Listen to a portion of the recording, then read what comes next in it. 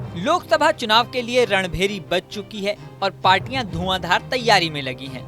BJP लगातार दावा कर रही है कि उनका एनडीए गठबंधन 400 से ज्यादा सीट जीतकर सत्ता में वापसी करेगा और इस दावे को हकीकत में बदलने के लिए बीजेपी हर एक दांव आजमा रही है। इस बार बीजेपी की चुनावी जंग में 10 पूर्व राजघरानों के वंशज भी शामिल हैं। इस लिस्ट में पहला नाम आता है ग्वालियर के शाही वंश से ताल्लुक रखने वाले केंद्रीय मंत्री ज्योतिरादित्य सिंधिया का। सिंधिया पहले कांग्रेस में थे लेकिन बाद में बीजेपी में आ गए। सिंधिया गुना से भाजपा उम्मीदवार के रूप में ताल ठोकने के लिए तैयार है। इसके अलावा मैसूर के पूर्व शाही परिवार के वंशज यदुवीर कृष्णदत्त चामराजा वाडियार को पार्टी ने नामित किया है। उनका बीजेपी प्रत्याशी बनना कई राजनीतिक जानकारों को चौंका रहा है।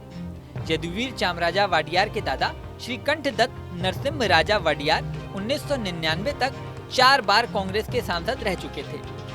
2004 के चुनाव में हार के बाद उन्होंने राजनीति से संन्यास ले लिया। अब परिवार का लक्ष्य यदुवीर के माध्यम से फिर से राजनीति में प्रवेश करने का है।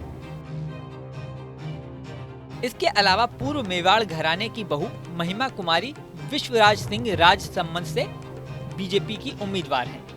राजपूत बाहुल्य राजसमंद में उनकी जीत की काफी संभावनाएं हैं। महिमा कुमारी मेवाड़ राजघराने की पूर्व सदस्य विश्वराज सिंह की पत्नी हैं। इसके अलावा त्रिपुरा पूर्व से बीजेपी ने कृति सिंह देव वर्मा को चुनावी मैदान में उतारा है। कृति सिंह त्रिपुरा के माणिक के राजघराने से हैं। वह टिपरा मोथा पार्टी के प्रद्योत देव वर्मा की बड़ी बहन है। टिपरा मोथा पार्टी यानी टीएमपी हाल ही में राज्य की एनडीए सरकार में शामिल हुई है। कृति के पति योगेश्वर राज सिंह प्रतिष्ठित कवर्धा राजवंश से आते हैं।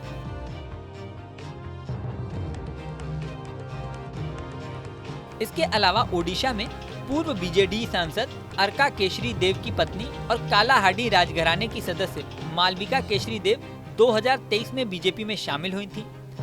इस बार बीजेपी ने उन्हें कालाहांडी लोकसभा सीट से टिकट दिया है।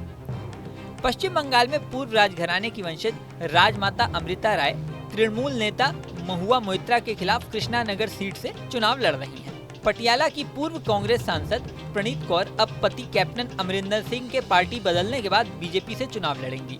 ओडिशा में बीजेपी ने पटनागढ़ बोलंगीर राजघराने की सदस्य बोलंगीर सांसद संगीता कुमारी देव को फिर से टिकट थमाया है।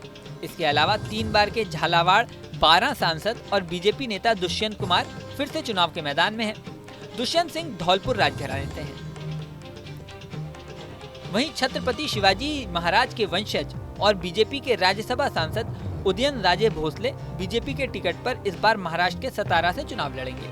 भोसले ने 2019 में एनसीपी के साथ ये सीट जीती थी लेकिन बाद में वो बीजेपी में शामिल हो गए थे। उपचुनाव हारने के बाद उन्होंने राज्यसभा से नामांकन किया था। अब फिर से चुनाव में ताल ठोकते हुए वो दिखाई दे रहे हैं। इस तरह 10 राजघरानों के वंशज इस बार बीजेपी के झंडे तले चुनावी जंग लड़ रहे हैं।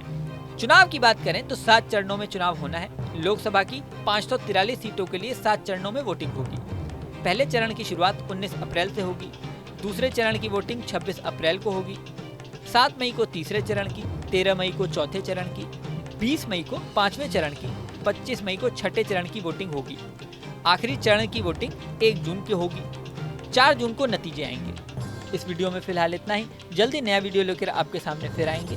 बने रहें न्यूज़ नेशन के डिजिटल प्लेटफॉर्म पर।